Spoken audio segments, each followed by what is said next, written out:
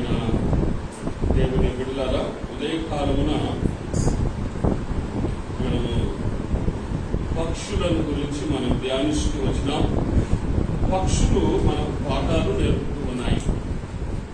దేవుని యొక్క వాక్యంలో ఆ రీతిగానే భయపడి ఉన్నది. మరలా ఒకసారి మనం చదువుకుందాం. 102వ కీర్తన, రైట్, 102వ కీర్తన 6-7వ వచనాన్ని. నేను అడవిలోని గూఢబాతును పోలి ఉన్నాను. పాడైన స్థలములోని పగిడి కంటి వలె ఉన్నాను. రాత్రి మెలకువగా ఉండి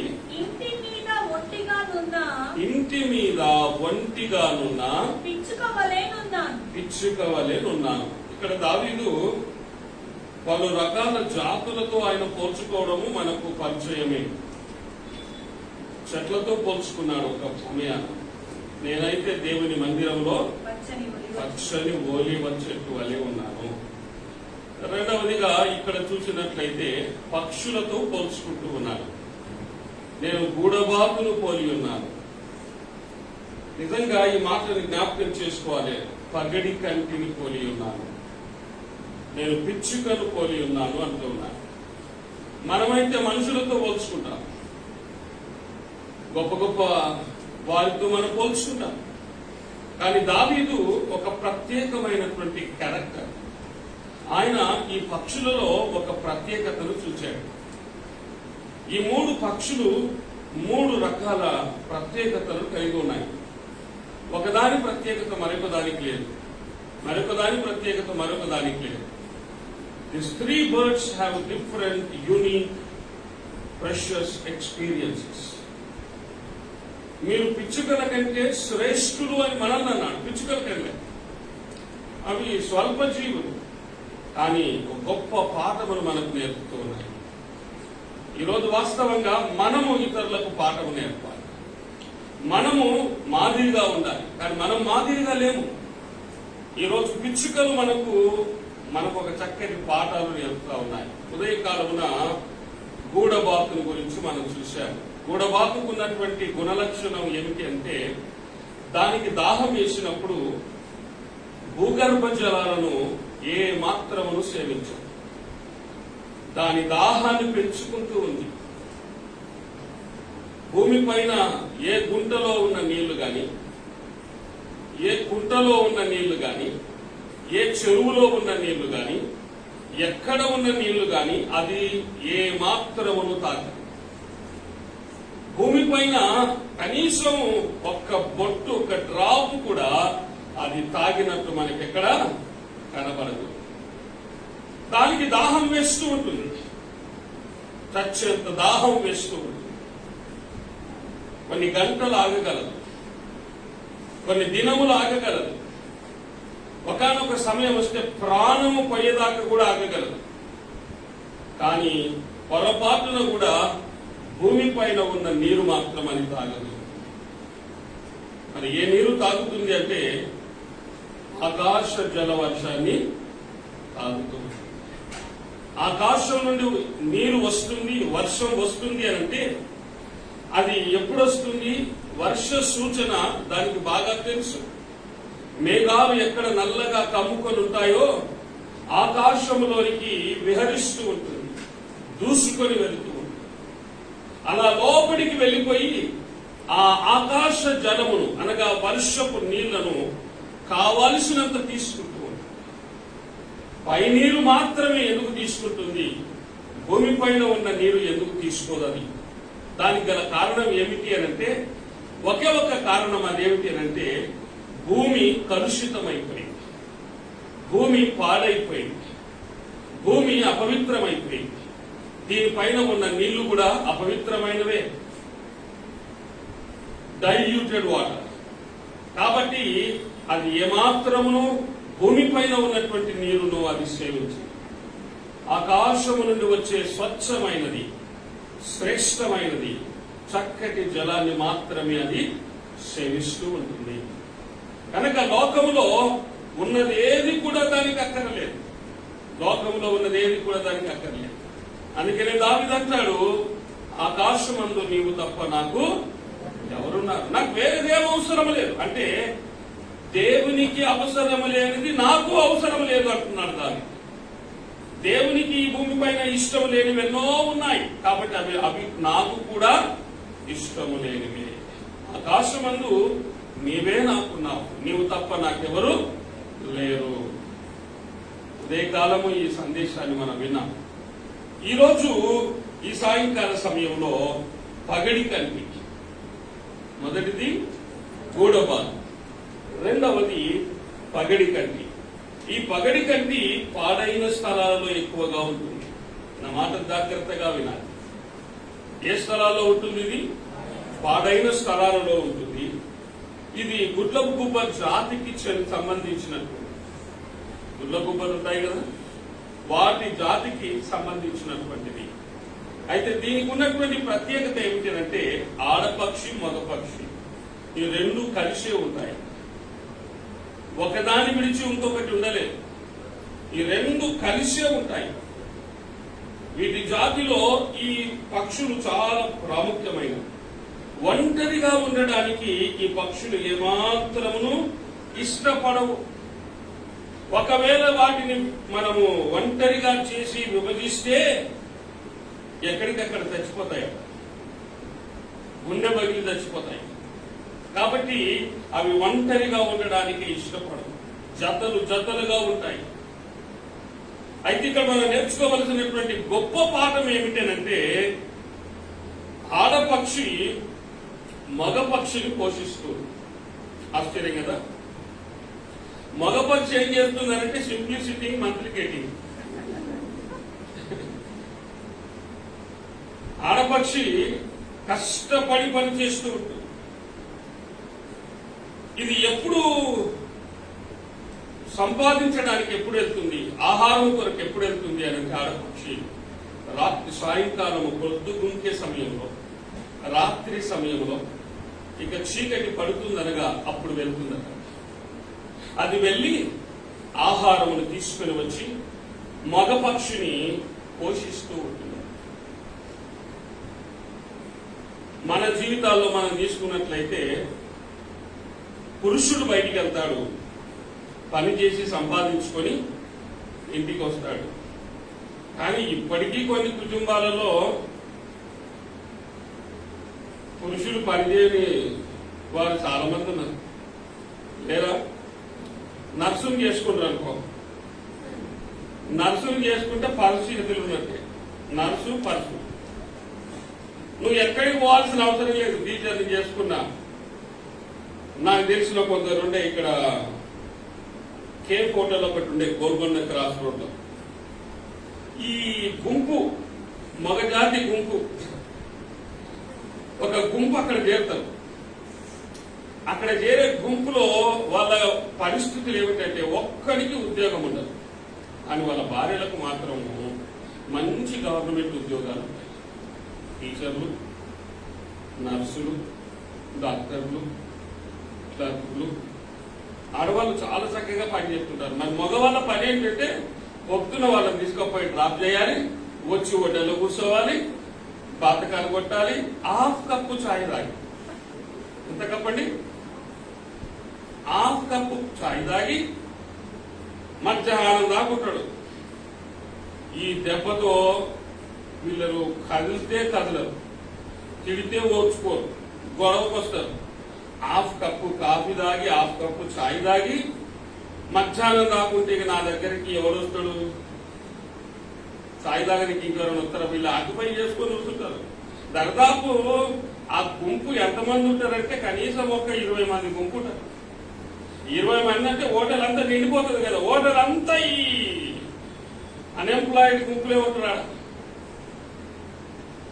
వాళ్ళే కూర్చుంటారు, బాతకాలు కొడుతుంటారు, నవ్వుకుంటారు, జోకులు వేస్తారు.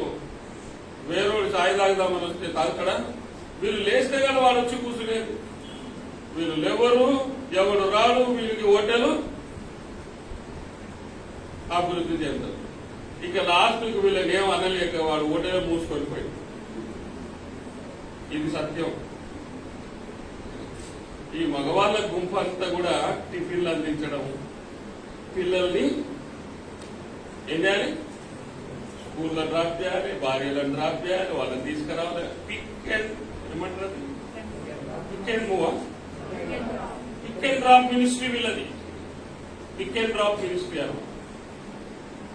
ఇది మనము సాధారణంగా లోకంలో చూస్తూ ఉన్నాం.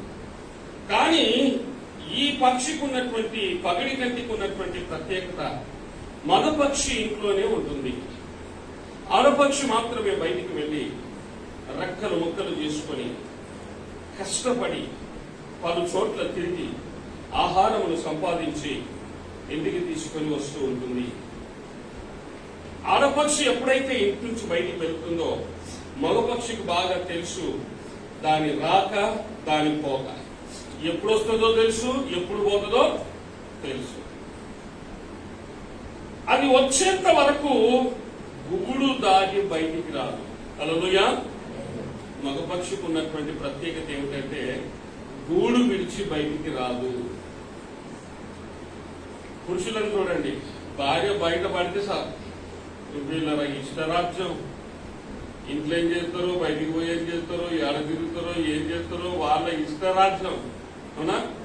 కొంతమంది చాలా భార్యల ముందు ఎంత ప్రేమ ఉన్నట్టు నటిస్తారు, ఓవర్ యాక్షన్ చేస్తుంటారు. కొందరు భార్యలు కావాల్సింది కూడా అదే. మా ఆయన ఎంత మంచోడు, ఎంత ప్రేమిస్తాడు, నీకేం తెలిసిపించిందాను. భార్య అన్నదట, ఏమండి మా పుట్టింటికి పోతే అన్నదట, పంపించేయండి. పోయినాక ఎవరు వచ్చింది, సవిత వచ్చింది. అర్థమైందా? ఈ పిచ్చింది మా ఆయనకి ఎంత ప్రేమ, ఎంత ప్రేమ కాదు. నువ్వు ఎప్పుడు పోతావా అని చూసినోడు కొందరున్నారు. కొందరు చాలా నమ్మకంగా ఉంటారు, నీతిగా ఉంటారు, నిజాయితీగా ఉంటారు. కానీ కొందరు మాత్రం నమ్మక ద్రోహం చేసేవారు ఉన్నారు. అయితే ఈరోజు ఈ పక్షికి ఉన్నటువంటి గొప్ప మంచి గుణం ఏమిటంటే అది ఎప్పుడు నమ్మక ద్రోహం చేయదు. ఆడపక్షి కష్టపడడానికి, ఆహారమును సమకూర్చడానికి బయటికి వెళ్ళినప్పుడు మగపక్షి గడప దాటదు, గూటిలోనే ఉంటుంది. ఆ ఆడపక్షి వచ్చేంత వరకు కనిపెట్టుకొని ఉంటుంది. అనుకుందాం, న్యాచురల్ కలామిటీని బట్టి ఆడపక్షి ఎక్కడ ఆగిపోయింది అనుకోండి. దీనికి ఉన్నటువంటి గుణం ఏమిటంటే మగపక్షి ఏడవడం. ఏం చేస్తుందట? మగపక్షి ఏడుస్తూ ఉందట, మూలుగుతూ ఉంది. కానీ బయటికి మాత్రం వెళ్ళదు. చావనైనా చస్తుంది కానీ అడుగు మాత్రం బయటికి పెట్టదు. ఇది దానికి ఉన్నటువంటి స్వభావం. ఒక దినం రాకపోయినా, 2 దినాలు రాకపోయినా, నెలలు రాకపోయినా కూడా అది బక్కచిక్కిపోతూ ఉంటుంది, బలహీనమైపోతూ ఉంటుంది, చావుకు సిద్ధమవుతుంటుంది. కానీ గూటి నుండి బయటికి మాత్రము రాదు. అనుకుందాం, ఒకవేళ 10 రోజుల తర్వాత ఆడపక్షి గూటికి చేరుకుందనుకోండి. అది చేరుకున్న మరుక్షణమే దాని కన్నీరు ఆగిపోతుంది. హల్లెలూయా. దాని కన్నీరు ఆగిపోతుంది. దాశ్చర్యం. దానిలో ఉన్న రుగ్మతలన్నీ కూడా ఇమ్మీడియట్లీ కట్టుకుంటాయట. ఎంత ఆశ్చర్యమో! దానికి ఎంత బలహీనత ఉన్నా, ఎన్ని రోగాలు వచ్చినా ఆడపక్షిని చూడగానే దానిలో ఉన్న రోగమంతా కూడా మటుమాయమైంది. 2 కలిసి ఉన్నాయి. వీటి ప్రేమను ఎవ్వరు కూడా వర్ణింపగలరు.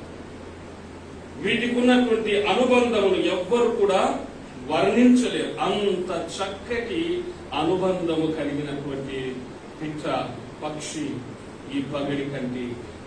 ఈరోజు మనకి ఏమి నేర్పుతూ ఉన్నది అనంటే, ఈరోజు మీ ఆయన బయటికి వెళ్ళాడు, మీ ఆమె బయటికి వెళ్ళింది, నీ పిల్లలు బయటికి వెళ్ళారు, నీ స్నేహితులు బయటికి వెళ్ళారు, నీ అయిన వారు నీ బయటికి వెళ్ళారు. వెళ్ళిన వారు తిరిగి రావడానికి ఈరోజు ప్రియ దేవుని బిడ్డ, వారు క్షేమంగా తిరిగి రావాలి అంటే నీ కంటి నిండా ఏముండాలి? నీరు ఉండాలి. అది దేన్ని సూచిస్తూ ఉందంటే ప్రార్థనా జీవితాన్ని సూచిస్తూ ఉంది. నిజంగా ఎంతమంది ప్రార్థన చేస్తూ ఉన్నారండి. బయటికి వెళ్ళిన వారు తిరిగి లోపలికి వస్తారన్నటువంటి నమ్మకము ఈ లోకములో లేదండి, లేదు. పైగా మనం ఇంట్లో నుంచి బయటికి వెళ్ళేటప్పుడు మామూలుగా వెళ్ళం మనం కదా. కొందరేమో మామూలుగా వెళ్ళిపోతారు, మామూలుగా వస్తుంటారు. కొందరు అట్లా కాదు, మనస్తాపంతో వస్తారు బయటికి, గొడవపడి వస్తారు, కొట్లాడి వస్తారు. భార్యాభర్తల మధ్యలో గొడవలు, అన్నదమ్ముల మధ్యలో గొడవలు, అక్కచెల్లెల మధ్యలో గొడవలు, ఇరుగు పొరుగు వారితో గొడవలు. హృదయం అంతా కాలిపోతుంది.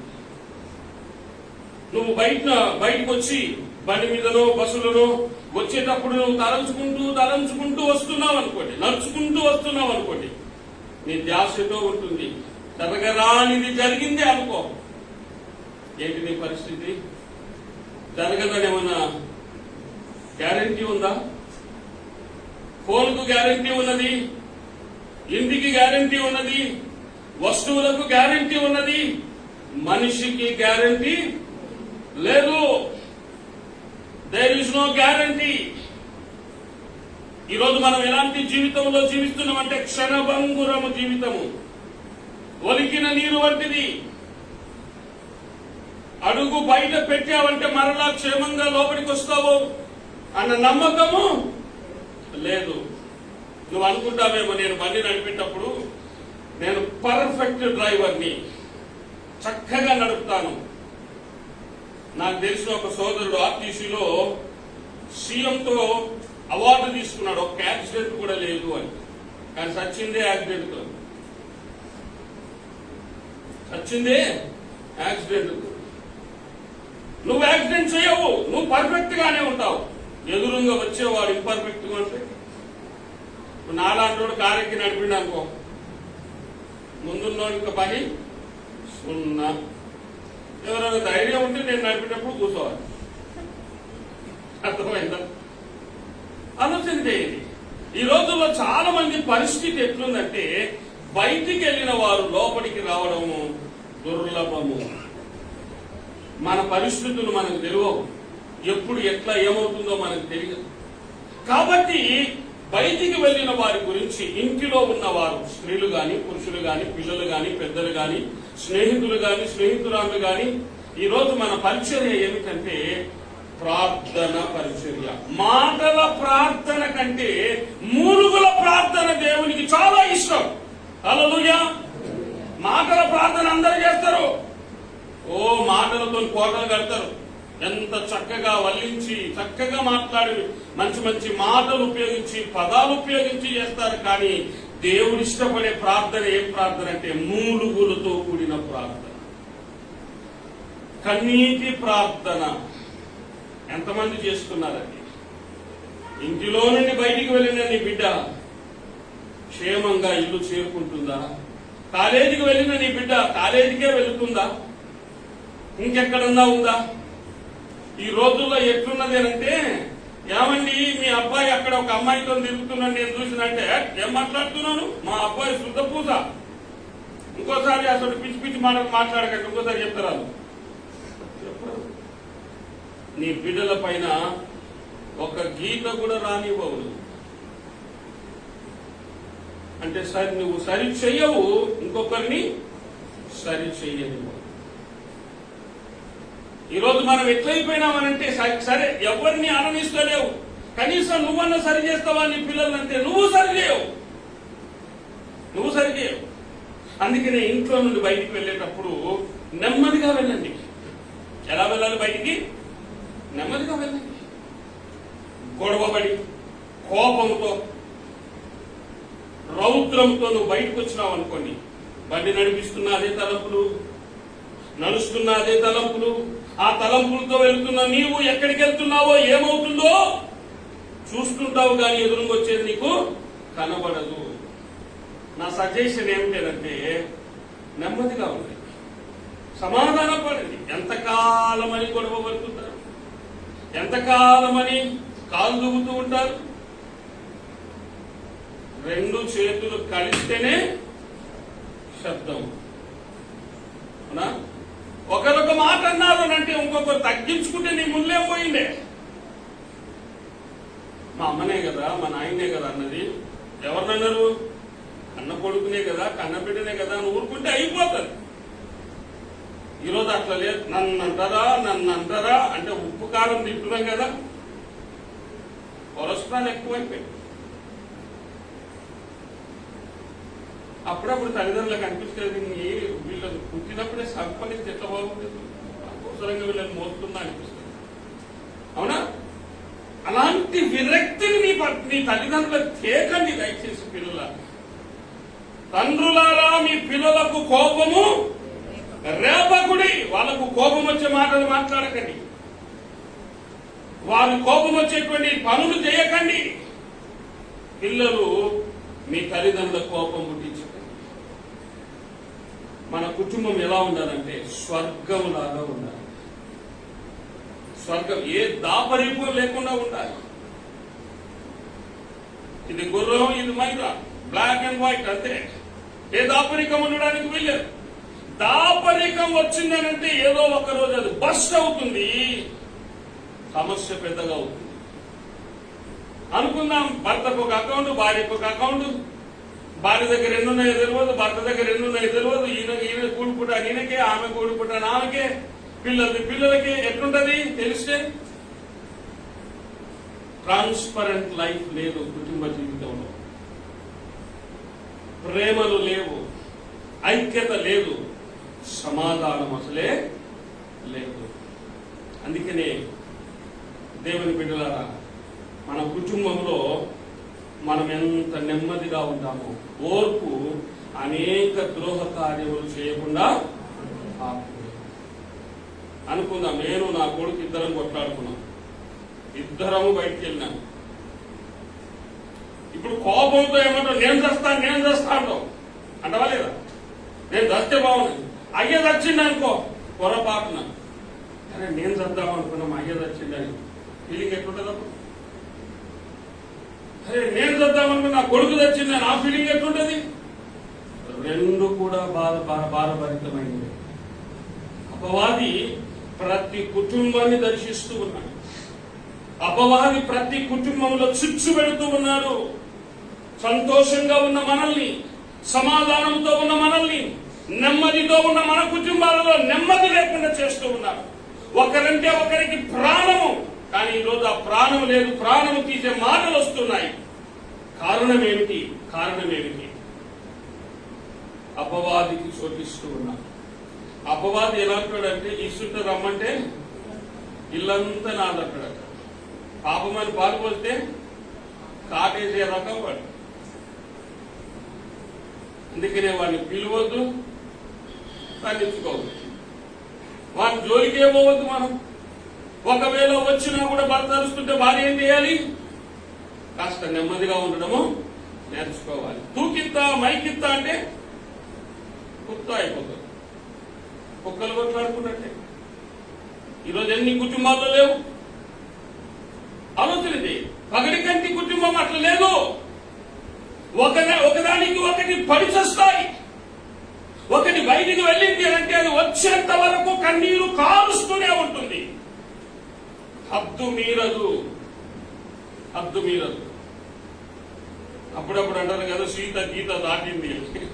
వాళ్ళన్న దాటితేనేమో కానీ ఇది మాత్రము దాటదు.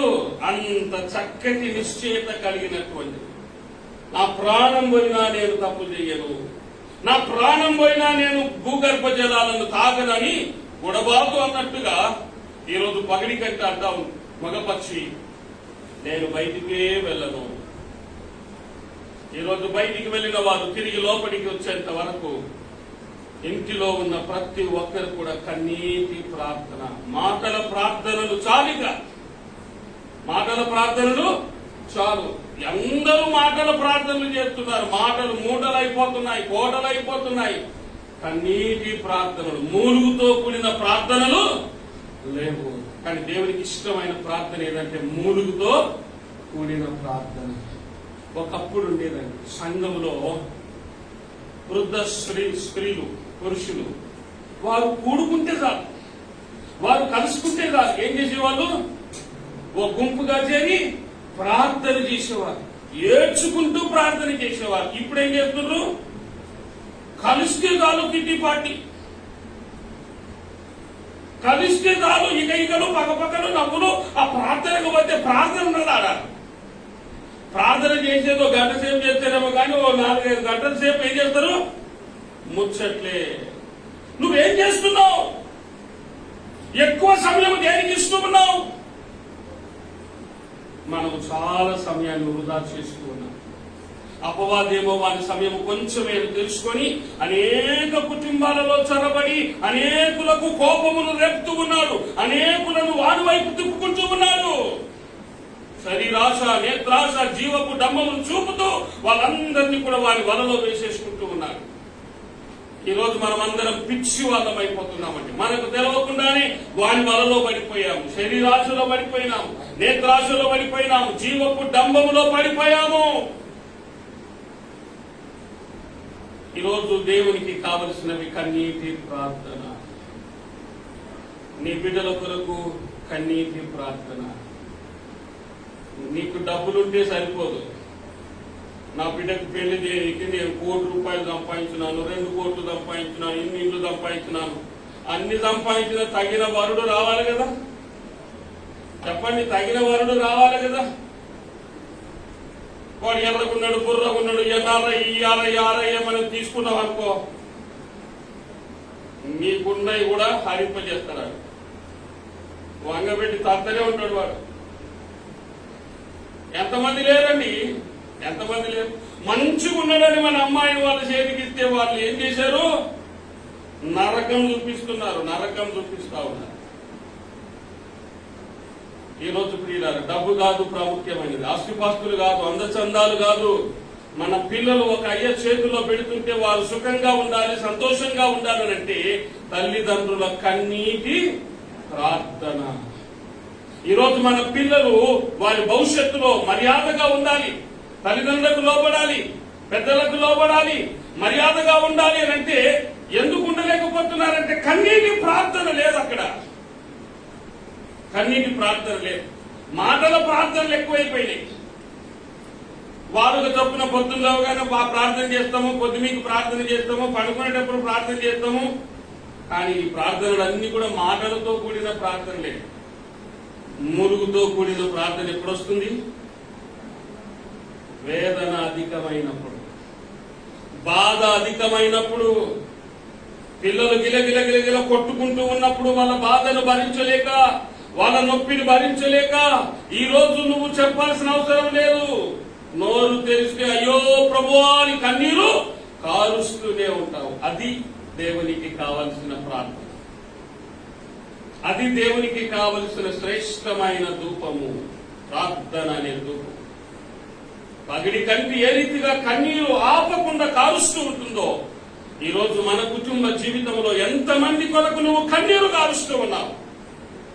వాక్యం అంటుంది, రేయి మొదటి జామున లేచి నీ పసిబిడ్డల కొరకు ఏం చేయాలట? కన్నీరు కార్చాలి, కన్నీరు కార్చాలి. నిజంగా నువ్వు కన్నీరు కారుస్తున్నావా? కన్నీటి ప్రార్థన చేసి ఎన్ని సంవత్సరాలు అయిపోయిందో అంటే దేవుని కృప వలన నువ్వు నెమ్మదిగా ఉన్నావు, నువ్వు సుఖంగా ఉన్నావు. దేవుడు మంచి ఇల్లు ఇచ్చాడు, ఉద్యోగం ఇచ్చాడు, భర్తలు ఇచ్చాడు, భార్యను ఇచ్చాడు, పిల్లల్ని ఇచ్చాడు, ఉద్యోగాలు ఇచ్చాడు, అన్ని ఇచ్చాడు, ఆరోగ్యం ఇచ్చాడు, ఐశ్వర్యం ఇచ్చాడు. పొదువలేమి నీకు లేవు. అందుకనే మాటల ప్రార్థన. ఉద్యోగం ఉంటుందో ఊడుతుందో రేపే ప్రకటిస్తారు అని నీకు మెమో పంపించారు అనుకో, అప్పుడు వస్తుంది ప్రార్థన. ప్రభువా, పాస్టర్ గారు ప్రార్థన చేయండి. ఈరోజు మన పరిస్థితులు ఎట్లయిపోయినాయంటే క్షేమ పరిస్థితి ఎక్కువగా ఉన్నది. నువ్వు క్షేమంగా ఉన్నది దేని కొరకనంటే నువ్వు కన్నీటితో దేవుని సన్నిధికి రావాలి. నువ్వు నీ పిల్లల కొరకు కన్నీటి ప్రార్థన చేయాలి. నీ భర్త కొరకు, వారి మారు మనసు కొరకు, వారి పిల్లల కొరకు, పిల్లల మారు మనసు కొరకు. ఈరోజు పిల్లలు తిరగబడుతున్నారు, ఎదురు మాటలు ఇస్తున్నారు, ఇష్టం వచ్చినట్టు చేస్తున్నారంటే దానికి ప్రధాన కారణం ఓ తల్లిగా, ఓ తండ్రిగా నీ కన్నీటి ప్రార్థన నువ్వు ఎప్పుడో మర్చిపోయావు. నా మటుకు నా జీవితంలో నేను పుట్టక ముందే నా తల్లిదండ్రులు సేవకు అప్పగించారు. నాకు 10వ తరగతి అయిపోయింది, నా తండ్రి వచ్చి అంటా ఉన్నాడు, ఒరే బాబు నువ్వు పాస్టర్ రా అంటే నేను ఎందుకైనా పాస్టర్ తీసి పోయిపోయి పాస్టర్ పడినా. ఎవరైనా మా ఇంటికి పాస్టర్లు వస్తే భయపడేవాళ్ళు. ప్రకాష్ ఉండా అయితే మేము రాము ఇంటికి పాస్టర్లు అనేవాళ్ళు. చాయ్ ఇస్తే చాయ్లో ఉప్పు వేసిస్తుంది. ఎన్నో పిచ్చి పిచ్చి పనులు చేస్తుంది. అమ్మ ఆయన చేతితో ఏం తీసుకోం మేము. పాస్టర్లు అంటే బహుకోపం నాకు. కానీ నువ్వు పాస్టర్ అంటే ఎక్కడ లేని కోపం వచ్చింది. కానీ వాళ్ళు చేసిన ప్రార్థన ఎంత గొప్పదో తెలుసా? ఏ అర్ధరాత్రి నేను లేచినా కూడా మా తల్లి మా తండ్రి ఇద్దరు మోకాళ్ళ దగ్గర, నా కాళ్ళ దగ్గర, నా పాదాల దగ్గర కూర్చొని కన్నీరు కార్చేవారు. ఒకరోజు మూర్ఖత్వంతో నా తండ్రి ముఖం కన్యాను కూడా మాంతరేమో అని అలా కూర్చుకుంటూనే ప్రార్థన చేస్తున్నారు. కానీ ఏ మాత్రమును వారు పక్కకు తప్పుకోలేదు. ప్రియ దేవుని బిడ్డలారా, వారి కన్నీటి ప్రార్థనే ఈరోజు నన్ను ఇక్కడ నిలబెట్టింది. ఈరోజు నేను ఇక్కడ నిలబడ్డాను, సేవ చేస్తున్నాను అని అంటే నా తల్లిదండ్రుల యొక్క కన్నీటి ప్రార్థన. ఒక తల్లిగా, ఒక తండ్రిగా నీవు ఎంతగా కన్నీరు కారుస్తున్నావో ఆలోచన చేయి. నీ కొడుకు నువ్వు డబ్బులు ఇస్తున్నావు, నీ కొడుకు మంచి ఎడ్యుకేషన్ ఇస్తున్నావు, నీ కూతురుకు మంచి బట్టలు ఇస్తున్నావు, కావలసినంత జ్యువెలరీ ఇస్తున్నావు, కావలసినంత సంపాదిస్తున్నావు. ఎవరి కొరకే అని అంటున్నావు. ఎవరి కొరకు? మీ కొరకే కదా అంటున్నావు. వాళ్ళ కొరకే సంపాదిస్తున్నావు. కానీ ఇవేవి కూడా కన్నీటితో సమమైనవి కావు. దేవుని వాక్యం అంటుంది, గాడ్ కౌంట్స్ అవర్ టీయర్స్. దేవుని సముఖ జీవ కవలిలో, దేవుని సముఖ జీవ కవలిలో నా పేరున్నదా, నా పేరున్నదా. ఆయన కవలిలో మన పేరు ఉండాలి. ఆయన కన్నీటి ఆ గుడ్డిలో మన కన్నీటిని ఏం చేస్తున్నాడట? సేకరిస్తూ ఉన్నాడు. దేని కొరకు ఖర్చావు తల్లి? మా దేని కొరకు ఖర్చావు? క్రిస్మస్ వస్తుందంటే నాకు చీరలు, ఇంటికి సున్నం కలుపుకున్నాం. ఇదేని బతుకైపోయింది. పిండి వంటలకు లేవు, బట్టలకు లేవు, ఎప్పుడు ఇదే ఏడుపు. ప్రభువా నాలో పుట్టినాను, నా కుటుంబంలో పుట్టాయా, నా పిల్లల లోపల పుట్టినాయనా ఆయన ఎప్పుడైనా కన్నీరు గార్చావా? లేదే. పిల్లలు ఎప్పుడైనా కన్నీరు గార్చారా? నువ్వు అనుకున్నది ఇవ్వకపోతే కన్నీరు గార్చుకో. ఒకవైపు ముసలి కన్నీరు, ఒకవైపు పిల్లల కన్నీరు. ఈ కన్నీటికి ఉన్న గొప్ప శక్తి ఏమిటయ్యా బాబు అంటే, ఏడుస్తుంటే ఎవడు కూడా ఆగలేడు. ఇప్పుడు బాగా ఏడుస్తుంది అనుకో, భర్తకి ఎట్లుంటది చెప్పండి? ఎట్లుంటది? బేజన్ అయిపోతుంది. ఎట్లన్నా ఏడు పాపాలి అని అడిగింది తెచ్చేయాలి అంటే ఏడ్చి సాధించేటోళ్ళు కొందరు ఉన్నారు. నాకు తెలిసిన ఒక ఆయన ఉండే ఇక్కడే, భార్య ఏడుస్తే దాన్ని వంగబెట్టి తండ్రితోడు. ఇదా ఇక్కడ కిరాయి ఉండిపోయింది. ఆమెం చేసేదంటే అందరికి నిలబడేటట్టు ఓ ఏడుస్తుండే. మొక్క బట్ట కుక్కి బజారు తీసుకొచ్చి భయంకరంగా పడిటాడు. ఏడుస్తావు, ఇంకేడు ఎవడొస్తాడు చూస్తా. కొందరు అట్లా మూర్ఖంగా ఉండేటోళ్ళు అంటారు, కొందరేమో ఏడుస్తే అలుగుతే చాలు బేచలు అయిపోతారు. ఆ అలుసు తీసుకొని అలగడాలు, ఏడవడాలు, ఏడ్చి సాధించేటోళ్ళు కొందరు, అలిగి సాధించేటోళ్ళు కొందరు. నీ కన్నీటిని వ్యర్థమైన వాటికి ఏం చేస్తున్నావు? వృధా చేస్తున్నావు. నీ కన్నీటిని నా బుడ్డిలో ఉంచుకున్నాను అని అంటున్నాడు. దేని కొరకు కన్నీరు కారుస్తున్నావు? నాకు వాక్యం ఇవ్వలేదు, నాకు ప్రార్థన ఇవ్వలేదు, నాకు ఏం చేయలేదు, నాకు సెకండ్ ఇవ్వలేదు. ఇవి కారణాలా చెప్పండి? నేను గుడికి రాను, నన్ను లెక్క చేయలేదు, ఇవి కారణాలా? ఒకప్పుడు రెక్కాడితేనే డొక్కాడని పరిస్థితులు మనకి. ఈ పూట ఏ నాటి కీడు ఆ నాటికి చాలు అన్నట్టుగా రేపటి కొరకు పిల్లలకు ఫీజు ఎట్లా కట్టాలి అని కన్నీరు కార్చేవారు. రేపు ఎట్లా కలుస్తుంది అని కన్నీరు కార్చేవారు. ఇప్పుడు ఏంటంటే సంవత్సరాలకు తరబడిన ఆస్తి, తరగని ఆస్తి మన ఇంట్లోనికి వచ్చి పడింది. మనకి ఒక ఇంటికి వెళ్ళారు, ఒక గది నిండా బియ్యపు బస్తాలు, పప్పులు, దనుసులు అన్ని తెచ్చిపెట్టుకున్నాయి. ఏం బ్రదర్ ఇంతగానో తెచ్చిపెట్టామంటే, సార్ ఒక సంవత్సరం దాకా కరోనా వచ్చినా నాకు ఒక ఫిగర్ లేదు సార్ అంటూ. కరోనా వస్తున్నది పోతున్నది అంటే మనోడు తెలివి చూసినవా? నా ప్రాణమా తినుము త్రాగుము నేనన్నా నా లోపు కరోనా నుంచి పట్టుకుపోయిందనుకో, రారు నీ వెంటెవరు రారు, బియ్యపు బస్తాలు వస్తాలే రావు, ఎందుకే జీవా. వస్తాయా బియ్యపు బస్తాలు? బ్యాంకు బ్యాలెన్స్లు వస్తాయా? నింపుకున్నాడు, మొత్తం నింపేసిండు.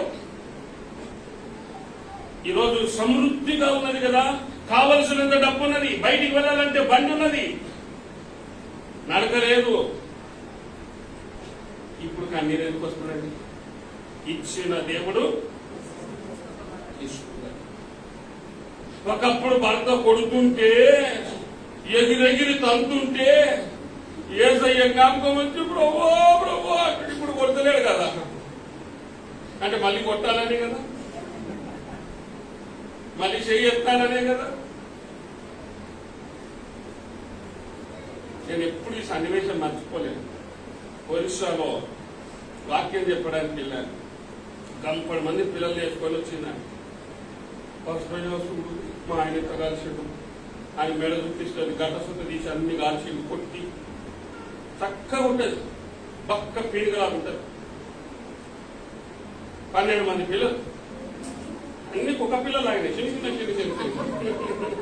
మొత్తం గుంపులు వేసుకొని వచ్చేసింది. ఇట్లా బాతులు ఉంటాయి చూడు, బాతులు వేసుకొని వస్తే అది వచ్చిందాన్ని నాకు చిత్రం అనిపించింది. ఏడుస్తున్నది.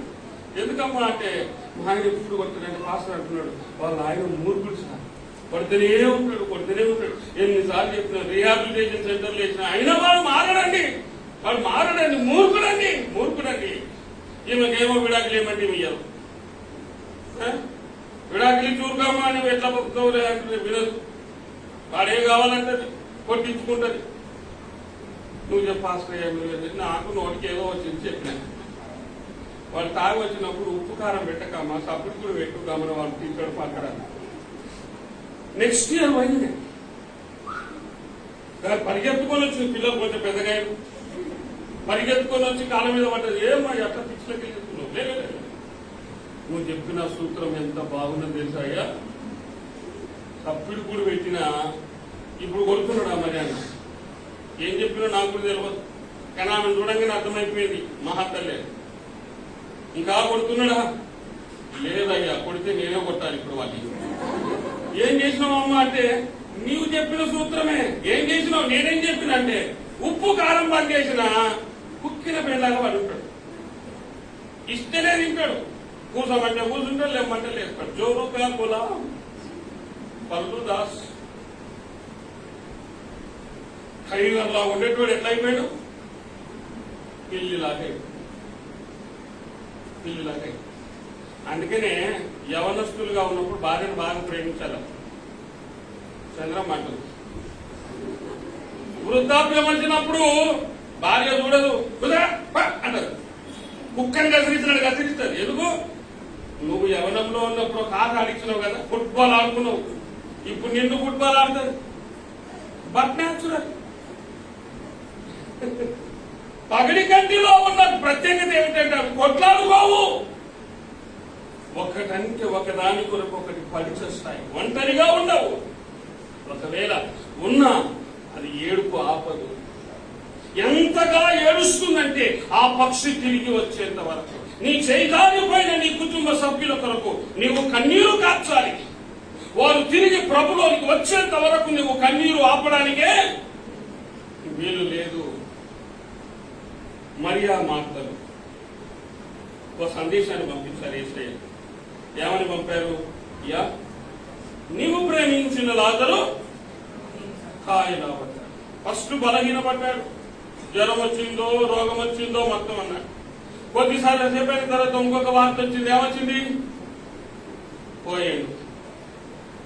ఏసై వచ్చిండు. ఎన్ని రోజులకు చెప్పండి? ఎన్ని రోజులకు వచ్చాడు? 4 రోజులు. ఇప్పుడు కొందరు విశ్వాసుల పరిస్థితి ఎట్లుండదంటే, పాస్టర్లు ఎట్లుండాలంటే పిలువగానే రావాలి. ఎట్లుండాలి? మీ నౌకరా, మీ నౌకరా, మీ సేవకుడా. ఇట్లా 4 రోజులకు వచ్చిందండి. ఉత్తగా వచ్చి తీరిపోతాడు మంచిగా. లేదు అసలు అనేటోళ్ళు. పాస్టర్లు అన్నప్పుడు జాగ్రత్తగా ఉండాలి. వారిని ముట్టిన వాడు నా కనుగుడ్డును ముట్టినవాడు. సేవకులు అంటే దేవుడు వారికి అంత ఆధిక్యత ఇచ్చాడు. లేవీలకు ఒక ప్రత్యేకమైన ఫలాన్ని, ఒక పోర్షన్ ని దేవుడు వారికి ఇచ్చాడు. Don't play with servant of God. నీకు ఇష్టం వచ్చినట్టు మాట్లాడడానికి, చేయడానికి, కొట్టడానికి అనవసరంగా మనం ఏం తెచ్చుకుంటామని మన మీదకి శాపములు తెచ్చుకుంటాం. కొందరు తెలియక చేస్తారు, కొందరు తెలిసి చేస్తారు.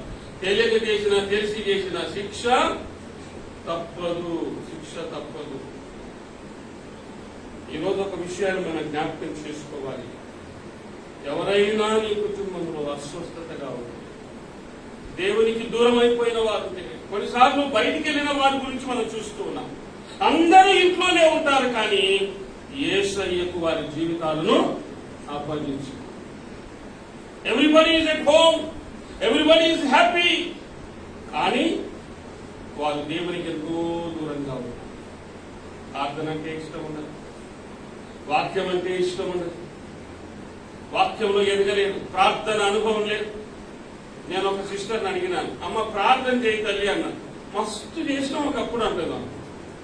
నాకు అర్థం కాలేదు. ఏం మాట్లాడుతున్నావు నువ్వు అన్న. చెయ్యమ్మా ప్రార్థన చేయ, మస్తు చేసినావు ఒకప్పుడు, మరి ఇప్పుడు చేయరాదు. చూసినావు ఎట్లా మస్తు చేసినాక ఇప్పుడు సుస్థి చేసింది. అప్పుడు మస్తు ఉండే, ఇప్పుడు సుస్థి అయింది. జాగ్రత్త. ఈరోజు దేవుడు మనతో మాట్లాడుతున్నాడు. ప్రియ దేవుని మీద మన జీవితాల్లో కన్నీటి ప్రార్థన. యేసయ్య ఎప్పుడైతే ఆ మరియా మార్తల ఇంటికి వచ్చాడో,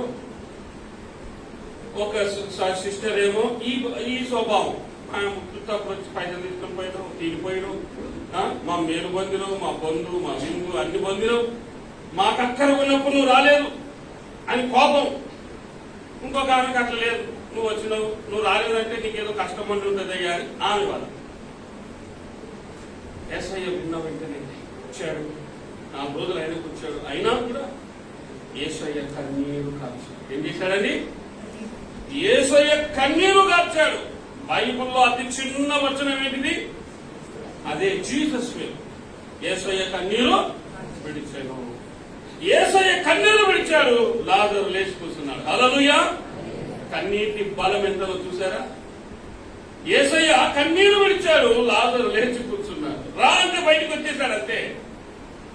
ఈరోజు నీ కన్నీటి ప్రార్థన సచ్చిన స్థితిలో ఉన్న పరిస్థితులను కూడా జీవములోనికి తీసుకొని రాదు. వీడు మారాడు, ఈమె మారాడు అనేటువంటి పరిస్థితుల్లో మనము కుదించబడతాం తెలుసా.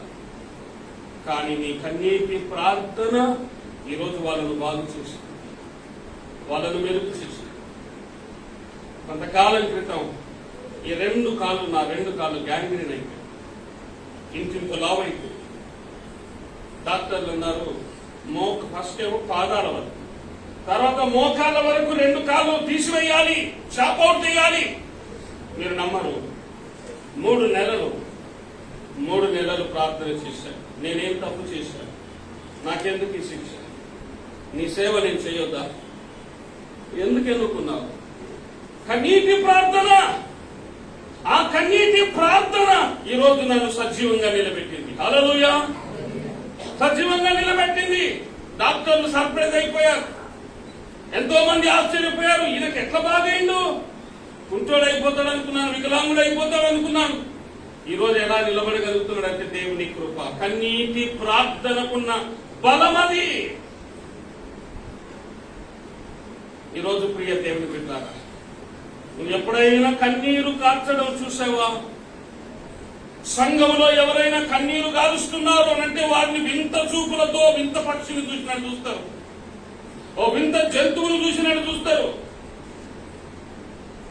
నీ బాధ, నీ వేదన, నీ కన్నీటితో దేవుని సన్నిధికి తీసుకురావాలి. అన్న మూలుగుతూ ఉన్నది, వేదనతో పిల్లలు లేరు అని కన్నీరు కారుస్తూ ఉన్నది, ఏడుస్తూ ఉన్నది. ఆమె మూలుగును దేవుడు విన్నాడు. నిజకి ఆ కన్నీటి ప్రార్థనను దేవుడు విన్నాడు. 15 సంవత్సరముల ఆయుష్ను పొడిగించాడు. ఈ రోజు నీకు పిల్లలు కావాలంటే మందులు తింటొస్తారా? ఏమండి, ఏ డాక్టర్ ఏది చెప్తే అది తింటున్నావు, ఏ దాగమంటే దాగుతున్నావు, కానీ ఎప్పుడైనా కన్నీరు కాచి ప్రార్థన చేశావా? పాస్టయ్య, ఇక నువ్వే దిక్కు, మా కొరకు కన్నీటి ప్రార్థన. నువ్వేమో మంచిగా తింటావు, పంటావు. ఆన్లైన్ ప్రేయర్ మా కొరకు కూడా ప్రార్థన చేయి. నువ్వు రావు ఆన్లైన్ ప్రేయర్కు, పాస్టర్ మీ కొరకు ప్రార్థన చేయాలి, మీ కొరకు రాత్రంతా ఉండి ప్రార్థన చేయాలి, మీ కొరకు కన్నీరు కాచాలి. మీ కన్నాల నుంచి ఒక బొట్టు కూడా కాలదే. దేవుడు చూస్తున్నాడు, మన చర్యలన్నీ చూస్తున్నాడు. చూస్తున్నాడమ్మా చెల్లి, చూస్తున్నాడమ్మా నువ్వు చేసే పనులన్నీ, చూస్తున్నాడమ్మా. అడుగుతాడమ్మా లెక్క, అడుగుతాడమ్మా తీర్పు రోజు నిన్ను లెక్క, అడుగుతాడమ్మా. అడుగుతాడు ఒక రోజు. ఆమె ఏడుస్తుంటే నీకెందుకు ఏడుపు రాలే? నాకు తెలిసిన ఒక సిస్టర్ ఉంది, సాగును చూస్తే సార్ పడపడ పడపడ పడ కారిపోతాయి. వాళ్ళకు వీళ్ళకు సంబంధం లేదు, అంత్యతీరమని తెలిస్తే రాదు, గుడ్డ నీళ్ళు వచ్చేస్తాయి. అదేంతో భయం, ఓవర్ యాక్షన్. దొంగ కన్నీరు కార్తీకులు ఉన్నారు, దొంగ కన్నీరు. ఒక సేవకుడక శవాన్ని తీసుకొని రాజమండ్రికి పోతా ఉన్నారు. హాస్పిటల్ నుంచి తెచ్చినప్పుడు బాగానే ఉన్నారు, మధ్యలో బాగానే ఉన్నారు, జోకులు నవ్వులు. అప్ప పాస్టర్కి విచిత్రం అయిపోయిందట. శవాన్ని పెట్టుకొని నీళ్ళు జోకులు, శవాన్ని పెట్టుకొని నీళ్ళు తినడము, నవ్వడము, ఆడటము. అంబులెన్స్ లో ఉన్నారు, ఊరు దగ్గరికి వస్తున్నది, బండి ఆకి మంచిగా తయారయ్యి ఇక ఏడు స్టార్ట్ చేసిరట, వాడుకో వాడుకో అని. పాస్టర్ గుండె పగిలిపోయిందట. వామ్మో, ఇంత ఓవర్ యాక్షన్. ఊరంతా ఉలిక్కి పడ్డదట వాళ్ళు ఏడుస్తుంటే. దొంగ కన్ని, దొంగ కన్ని. దేవుడికి తెలుసు నువ్వు ఏం ఏడుస్తున్నావు, ఎవరి మీద వాడు ఏడుస్తున్నావు, దేన్ని చూసి ఏడుస్తున్నావు, దేవునికి అన్ని తెలుసు. అయితే ఈరోజు కన్నీటికి ఎంతో విలువ ఉన్నది. యేసయ్య కన్నీరు కార్చాడు, లాజరు లేచి కూర్చున్నాడు. హల్లెలూయా. చూద్దామ వాక్యంలో పరమగీతం 7వ అధ్యాయం 4వ వచనంలో చూద్దాం.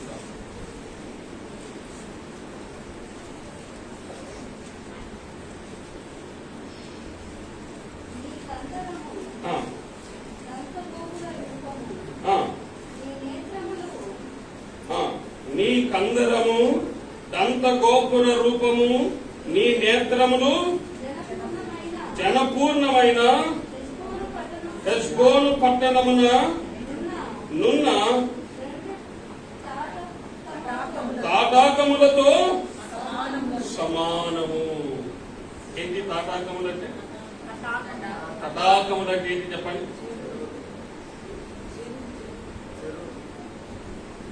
నీళ్లు ఉన్న చెరువు. ఏంటది? నీళ్లు ఉన్న చెరువు అంటే నీ కన్నులు ఎట్లుండాలట? తటాకముల వలె ఉండాలి. ఉన్నాయా? నీళ్లున్న చెరువులాగా ఉన్నాయా? ఎండిపోతున్నాయండి. మన కన్నుల నుండి అసలు ఎంత కొందరైతే అసలు ఏడవరండి. ఎంత కఠినులు అంటే అస్సలు ఏడవరు. నేను ఇంతకుముందు చెప్పాను, ఒక క్రయింగ్ ఆర్గనైజేషన్ ఉన్నదట. అది ఎక్కడుంది ఇంతవరకు తెలవలేనా? ఈ క్రయింగ్ ఆర్గనైజేషన్ కు ఫోన్ చేస్తే ఎవరైనా ఏడవరు కదా.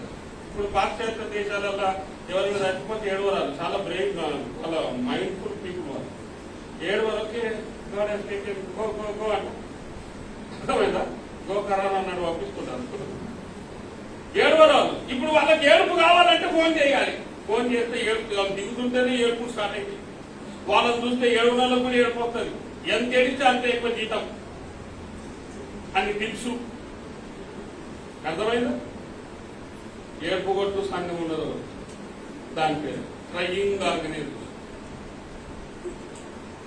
ఒక్కసారి ఆలోచన చేయండి ప్రియ దేవుని బిడ్డలా.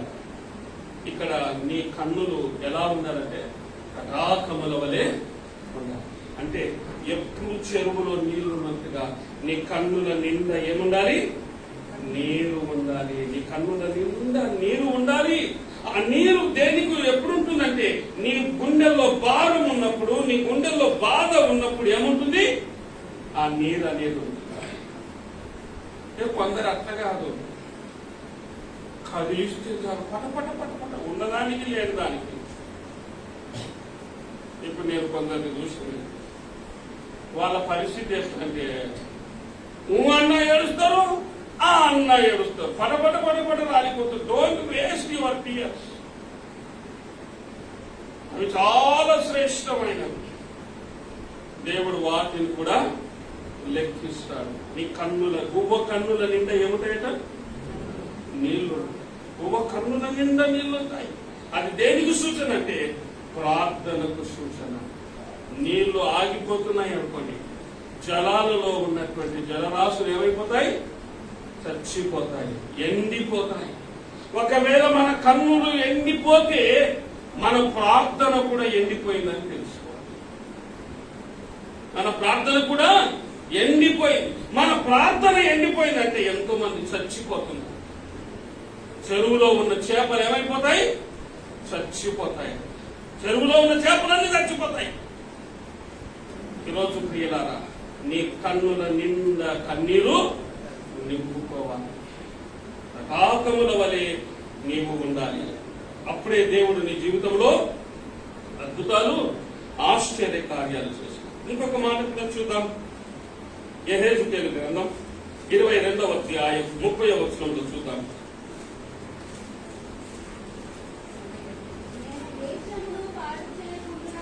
నేను దేశమును పాడు చేయకుండానట్లు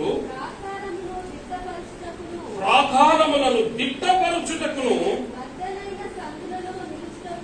బద్దలైన సందులలో నిలుచుటకును తగినవాడు ఎవడని నేను ఎంత విచారించినను ఒక్కడైనను కనబడలేదు. అంటే దీని అర్థం ఏంటి? బద్దలైన సందులలో ఓ బండ ఉన్నదండి. బండను ఏం చేస్తామంటే బండ మొత్తం కలిసి ఉన్నది. నా మాటలు జాగ్రత్తగా వినాలి. ఒక బండ మొత్తం కలిసి ఉన్నది. ఈ కలిసి ఉన్న బండను మధ్యలో కొట్టామనుకోండి, అది 2 ముక్కలు అవుతుంది. మధ్యలో ఏమవుతుంది? సందు ఏర్పడుతుంది. ఆ సందులో నిలబడి ప్రార్థించేవాడు కావాలి. అంటే దాని అర్థం ఏంటి? ఒక్కటిగా ఉన్నాము. ఎవరు? దేవుడు, నీవు ఒక్కటై ఉన్నారు. కానీ నువ్వు పాపము చేసినందువలన సపరేషన్ అనేది అయిపోయింది. ఈ సపరేట్ అయినటువంటి మానవుడు దేవుడు ఒక్కటి కావాలి అంటే ఈ మధ్యలో నిలబడేవాడు ఒకడు కావాలి. హల్లెలూయా! ఈ మధ్యలో నిలబడి కన్నీటి ప్రార్థన చేసేవాడు కావాలి. ఆ కన్నీటి ప్రార్థన ఏం చేస్తుందనంటే దేవుణ్ణి, మానవుణ్ణి ఒకటి చేస్తుంది. అందుకనే దేవుడు చూస్తున్నాడు, మమ్మలను ఒక్కటి చేయగలిగిన వాడు ఒక్కడైనా ఉన్నాడా? భార్యాభర్తల మధ్యలో ఎడబాటు, అన్నదమ్ముల మధ్యలో ఎడబాటు, అక్కజనుల మధ్యలో ఎడబాటు, ఎక్కడ చూసినా డివైడ్ అండ్ రూల్ పాలసీ. పైకి మాత్రమే కలిసి ఉన్నావు, కానీ నిజంగా కలిసి లేవు. పైకి మాత్రమే నవ్వుతున్నాము, కానీ నిజమైన నవ్వు మన హృదయాలలో, జీవితాలలో లేదు. పైకి మాత్రమే మనం ఉంటున్నాం, కానీ లోపల ఎంతో వేదన, దుఃఖము. ఈరోజు ఆ దుఃఖాన్ని సంతోషంగా మార్చేవాడు ఉండాలి. ఆ ఏడుపును ఆనందంగా మార్చేవాడు ఉండాలి. ఆ ఎడబాటును ఒకటి చేసేవాడు ఉండాలి. బద్దలైపోయామండి, విడిపోయాము, ఒక్కింట్లోనే ఉంటున్నాం, కానీ ఒకరికంటే ఒకరికి పడదు. భార్య భర్తకు పడదు, భర్త భార్యకు పడదు, తల్లిదండ్రులకు పిల్లలకు పడదు, పిల్లలకి తల్లిదండ్రులకు పడదు. బగ్గున మండుతూ ఉంటారు. కారణం ఏంటి? They are not one. ఒకప్పుడు ఎట్లుందంటే తండ్రి చెప్పిన మాట అది కష్టమైన నష్టమైన భరించేవాళ్ళు. నువ్వు పెళ్లి చేసుకోవాలంటే చేసుకోవాలంతే, నీకు ఇష్టం ఉన్నా ఇష్టం లేకపోయినా చేసుకోవాలి. ఇప్పుడు అట్లా కాదు, నువ్వే చేసుకోపో, నువ్వే చేసుకోపో. ఎట్లున్నదని మాట. ఒరే బాబు పని చేయరా, పని చేసి కష్టపడంటే నువ్వు చేస్తున్నావు కదా, నాకెందుకు? నేను ఎంతకాలం ఉంటాను చెప్పండి? తల్లిదండ్రులు ఎంతకాలం ఉంటారు? తల్లిదండ్రుల మీద పడి ఎంతకాలం ఉంటారు మీరు? నీ కాళ్ళ మీద నిలబడి నువ్వు బ్రతికినప్పుడు కదా తల్లిదండ్రులకు సంతోషం. ఈరోజు మన పిల్లలు ప్రయోజకులు కావాలి, చక్కటి వరుడు కావాలి. ఈరోజు మన పిల్లలకు చక్కటి వివాహాలు జరగాలి, వాళ్ళ ఎడ్యుకేషన్ సజావుగా జరిగిపోవాలి, ఆర్థికంగా ఇబ్బందులకు దూరమైపోవాలి, అప్పుల సమస్యకు దూరమైపోవాలి, అనారోగ్యం పోవాలి, ఆరోగ్యం రావాలి అంటే ఈ బ్రద్దలైపోయింది. ఒకప్పుడున్న సంతోషం ఇప్పుడు లేదు, ఒకప్పుడున్న ఐక్యత ఇప్పుడు లేదు, ఒకప్పుడున్న అనురాగం ఇప్పుడు లేదు, ఒకప్పుడున్నటువంటి మంచితనం ఇప్పుడు లేదు. బ్రద్దలైపోయింది. మధ్యలో నిలబడి మనల్ని కలిపేవాడు కావాలి. బ్రద్దలైన సందులలో నిలబడి ప్రార్థించేవాడు ఉన్నాడా? ఒక్కడైనా ఉన్నాడా అని వెతుకుతుంటే ఒక్కడు కూడా కనబడట్లేదు. మరి అందరు కలిసే ఉన్నారు కదా, కలిసి ఉన్నట్టుగా ఉన్నారు కానీ నిజంగా కలిసి లేరు. బ్రద్దలైన సందులలో నిలబడి ప్రార్థించేవాడు. నీ కుటుంబంలో ఎన్నో బ్రద్దలైపోయి అసలు కన్నీరే ఎందుకు గార్చాలి? కన్నీరు ఎందుకు గార్చాలి? చూడండి, యోబు గ్రంథం 14వ అధ్యాయం 19వ వచనాన్ని చూద్దాం.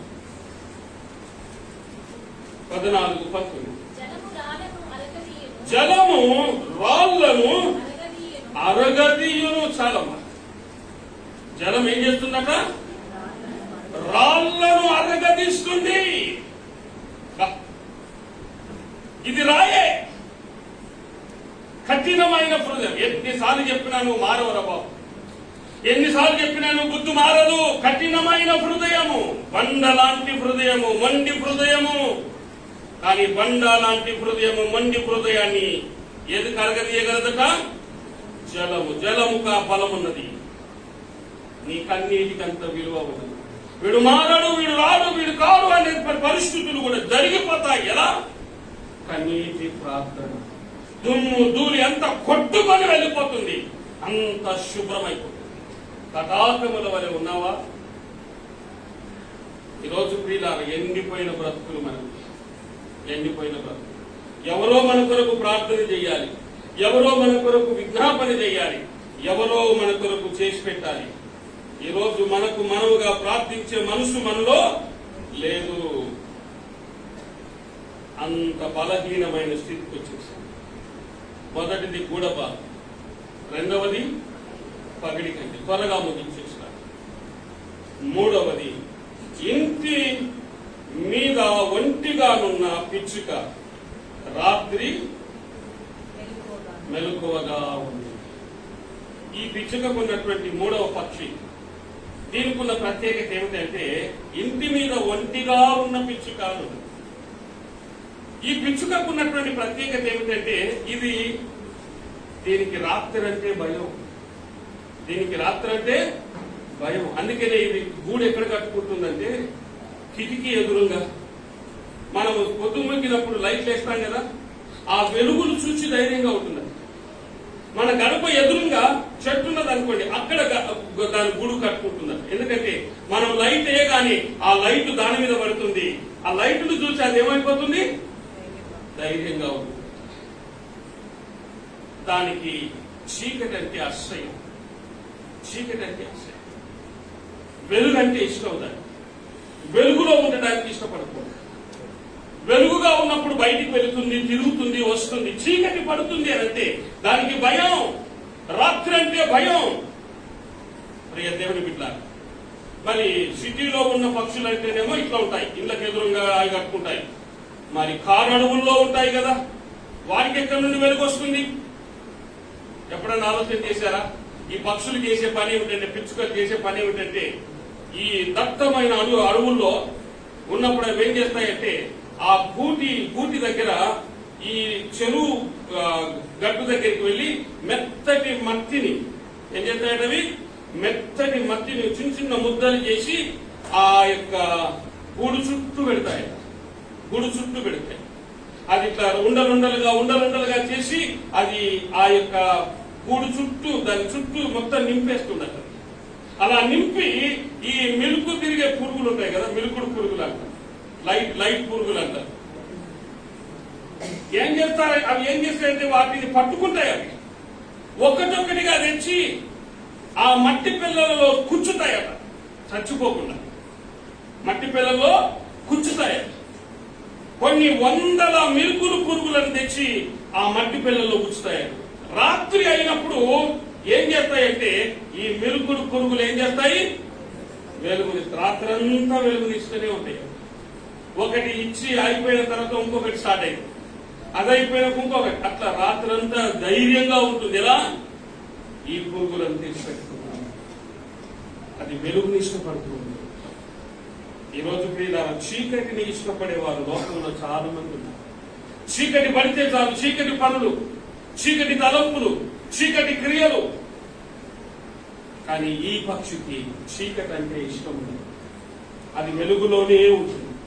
మనము వెలుగు సంబంధం. ఎవరమండి? మనం వెలుగు సంబంధం. మనం చీకటి ప్రజలము కాదు అని పక్షి మనకు జ్ఞాపకం చేస్తుంది. గుడబాతు చెప్తున్నది, ఈ భూ సంబంధమైన వాటి మీద మనసు పెట్టకండి, శరీరాశ, నేత్రాశ, జీవపు డంబం వైపు మీరు తిరగకండి అని గుడబాతు మనకు నేర్పుతూ ఉన్నది. అల్పజీవి మనకు నేర్పుతూ ఉన్నది. పగడి కంటి నేర్పుతూ ఉన్నది. ఎడబాసి ఉండకూడదు, కన్నీరు కార్చండి అని. ఈరోజు పిచ్చుక నేర్పుతూ ఉన్నది, చీకటిని ప్రేమించకండి, వెలుగును ప్రేమించండి. ఈ వెలుగు మనమందరం కూడా వెలుగు సంబంధం. యేసయ్య అంటున్నాడు, నేను లోకమునకు వెలుగై ఉన్నాను, మీరు కూడా లోకమునకు వెలుగై ఉన్నారు. మనం వెలుగుగా ఉన్నామా? చీకటిగా ఉన్నామా? మనమే పరిశీలించుకోవాలి. ఈరోజు నీ క్రియలు సంపూర్ణం కావాలి. అందుకని ఎఫెసీ పత్రికలో ఒక చక్కటి మాట రాస్తాడు, మీరు తర్వాత చదువుకోండి. వెలుగు ఫలము సమస్త విధములైన మంచితనము, నీతి, సత్యము వీటిలో కనబడుచున్నది. వెలుగు ఫలం. వెలుగు ఫలములో ఏమున్నాయట?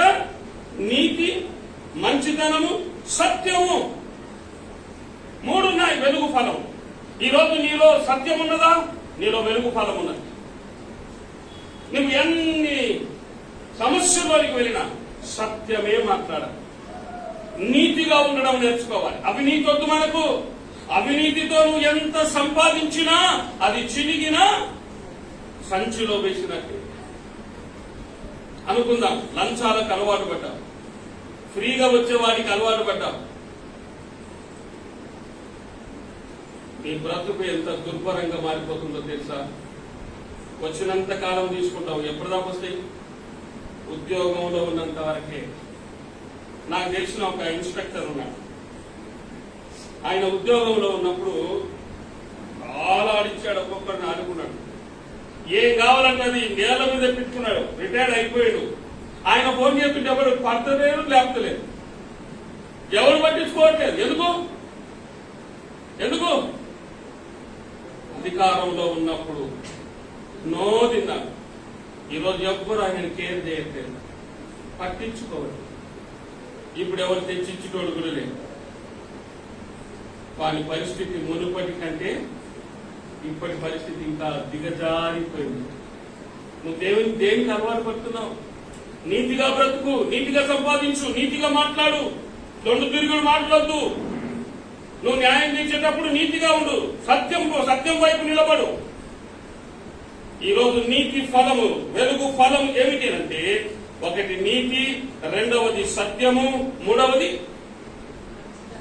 చెప్పండి ఏంటమ్మా? మంచితనం. చెడు అనేది నీ జీవితంలో రాకుండా చూసుకోవాలి. ఎప్పుడు మంచినే కోరుకోవాలి. మంచి. వీళ్ళు చాలా మంచి వాళ్ళంటే ఏం ఫలం అది? వెలుగు ఫలం. వీళ్ళు నీతిమంతులంటే ఏం ఫలం అది? వెలుగు ఫలం. వీళ్ళు సత్యవంతులంటే ఏం ఫలం అది?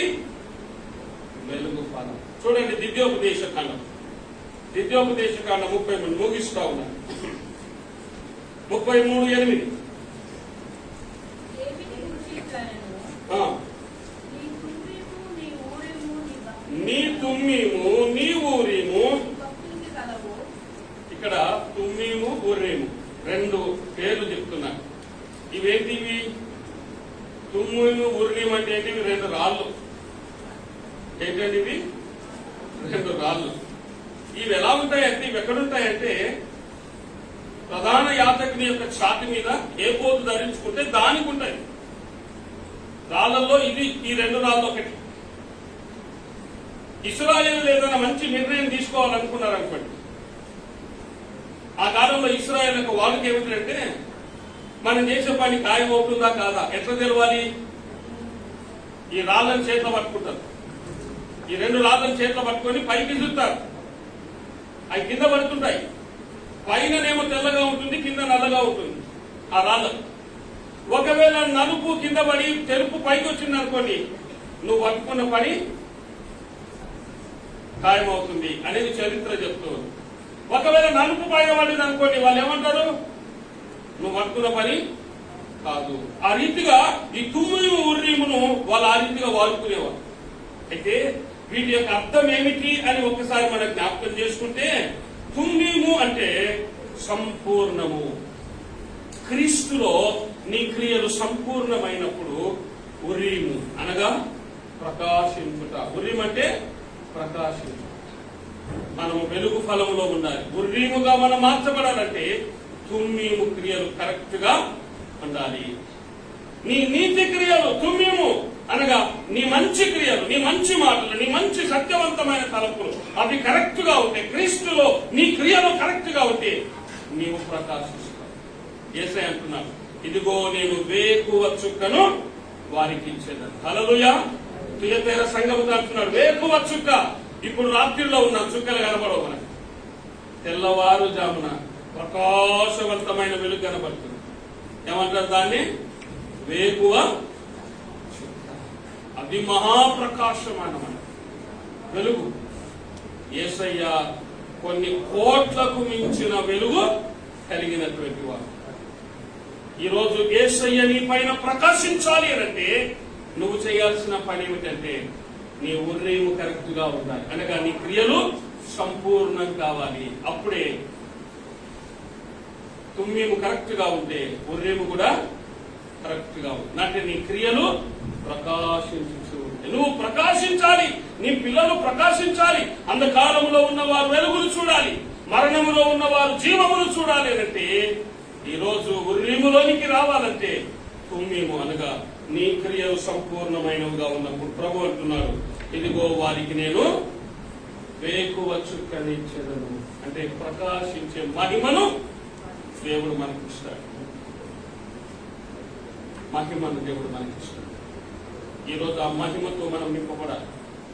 యేసయ్య రూపాంతరపు కొండపైన ఏ రీతిగా మహిమతో నింపబడ్డాడు, ఈ రోజు కూడా దేవుడు అనేక మందిని మన క్రియలు సరిగ్గా ఉంటే మనల్ని ఉర్రీముగా మారుస్తాడు. అనగా ప్రకాశించే వారిగా మారుస్తాడు, వేకువ చుక్కగా మారుస్తాడు. వేకువ చుక్క ఎవరు? యేసయ్యనే. ఆయన వలె మనల్ని మారుస్తాడు. చీకటిలో ఉన్న నిన్ను వెలుగులోనికి నడిపిస్తాడు. అంధకారంలో ఉన్న నిన్ను ప్రకాశించేదానిగా చేస్తాడు. ఎప్పుడు? తుమ్మీము అనగా నీ క్రియలు సంపూర్ణమైనది. నువ్వు ఇంకా సంపూర్ణం కాలే, నువ్వు ఇంకా మైండ్ మెచ్యూర్ కాలే, నీ బచ్పన్ రాయాలి, ఆలుగడాలు గులుగడాలు అంటే నువ్వు ఇంకా సంపూర్ణం కాలే. అంటే నీకు ఉర్రీము నీ జీవితంలో ప్రకాశించుట నీ జీవితంలో లేదు. ఒక్కసారి ప్రకాశించడం ప్రారంభిస్తే ఇక చీకటి నీ దరిదాపుల్లోని కూడా రాదు. ఆ పక్షి ఏ రీతిగా ఎప్పుడు వెలుగులో ఉండడానికి ఇష్టపడుతుందో మనము కూడా వెలుగులో ఉండడానికి ఇష్టపడాలి. ఈ పక్షులు మనకు పాఠాలు నేర్పుతూ ఉన్నాయి. కనుక ప్రియ దేవుని బిడ్డలారా, ఈ పక్షులను చూసి నేర్చుకోండి అంటున్నాను. ఈ అల్ప జీవుడు ఈ రోజు మనకు చక్కటి పాఠాలు నేర్పు. కూడబాతు పైనుండ వాటినే తాగు, పగిడి కట్టి ఎడవాసి ఉండదు, ఎప్పుడు కన్నీరు కారుస్తూ పిచ్చుక తన జీవితంలో ఎప్పుడు వెలుగులో ఉండడానికే ఇష్టపడదు. ఈరోజు మనము కూడా ఈ పిచ్చుకల వలె ప్రత్యేకత కలిగి ఉండాలని దేవుడు ఆశపడుతున్నాను. ప్రార్థన చేసుకున్నాం. దేవుని సన్నిధిలో ఒక నిర్ణయాన్ని తీసుకున్నాం. ఈ పక్షులు మనకు బోధిస్తూ ఉంటున్నాయి. పక్షుల వల్ల మనం కనబడుతున్నామా? గొడబాతులు పోలి ఉన్నావా? పగిడి గంటిని పోలి ఉన్నావా? పిచ్చుకను పోలి ఉన్నావా? నీ జీవితంలో ఒక నిర్ణయాన్ని తీసుకో. నీ జీవితంలో ఒక నిర్ణయాన్ని తీసుకో. మీరున్న స్థలంలో మీ కుడి హస్తాన్ని పైకెత్తి చూపించారు. ప్రభువా, నేను ఉర్రీములాగా ఉండాలి, ప్రకాశించేదానిగా ఉండాలి. చీకటిలో ఉన్నాను. చీకటి మాటలు, చీకటి తలంపులు, పగిడి కంటి వల్లే నేను ఉండాలి. నా కంటి నిండా తటాకముల వలె కన్నీరు ఉండాలి. నేను అనేక మంది కొరకు కన్నీటి ప్రార్థన చేయాలి. మాటల ప్రార్థన కట్టి పెట్టండి. కన్నీటి ప్రార్థనను ప్రారంభించండి. గూడబాతు ఆకాశ జలుబులను త్రాగుతూ ఉంటుంది. నేను ఈ రీతిగా ఉండాలి, ఈ పక్షుల వల్ల నేను ఉండాలన్న వారంటే మీ కుడి హస్తాలను పైకి చూపించండి. దేవుడు మీకు సహాయం చేయండి. చేతులెత్తిన మీరు మీ స్థలములోని మీరు లేచి నిలబడండి. మీ కొరకు ప్రార్థిస్తారు. ఆన్లైన్ లో వింటున్న బిడ్డలు కూడా మీరున్న స్థలంలోని దేవుని సన్నిధిలో ఒక నిర్ణయాన్ని తీసుకోండి. Lord, I want to be like these birds, because the birds are teaching a beautiful lesson to us. పరిశుద్ధుడైన మా తండ్రి, మీ పాదములకు వందనాలు. ఆయన ప్రత్యేకంగా ఈ సమయంలో మాతో మీరు మాట్లాడే విధానములు బట్టి మీకు వందనాలు. ఈ పక్షులు మాకు నేర్పిస్తూ ఉన్నాయి చక్కటి పాఠాలు. ఈ రోజు నేర్చుకున్న బిడ్డలందరినీ దీవించు. మేము కూడా గుడబాతుని పోలి, పగిడి కంటిని పోలి, పక్షుని పోలి ఉండున్నట్లుగా మీ కృపను దయచి ఆ రీతిగా ఉన్నతకు నిర్ణయం తీసుకున్న ప్రతి బిడ్డను నాయన మీరు ఉర్రిమూల వలె ప్రకాశించినట్లుగా, క్రియలు సంపూర్ణమైనట్లుగా చేసి మహిమ, ఘనత, ప్రభావం పొందగలరని యేసు నామమున అడిగి వేడుకుంటున్నాము తండ్రి. ఆమేన్.